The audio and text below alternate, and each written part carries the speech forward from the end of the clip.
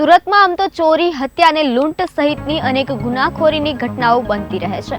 જો કે સુરતમાં હવે ચોરીની એક અજીબોગરીબ ઘટના બની છે।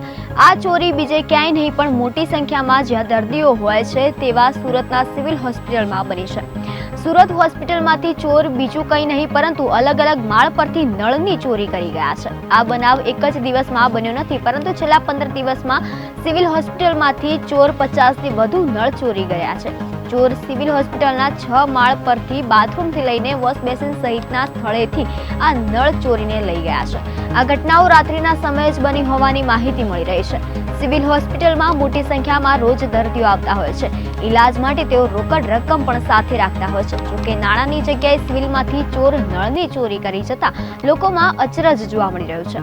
બીજી તરફ સિવિલમાં સિક્યુરિટીને લઈને પણ સવાલ ઊભા થઈ રહ્યા છે।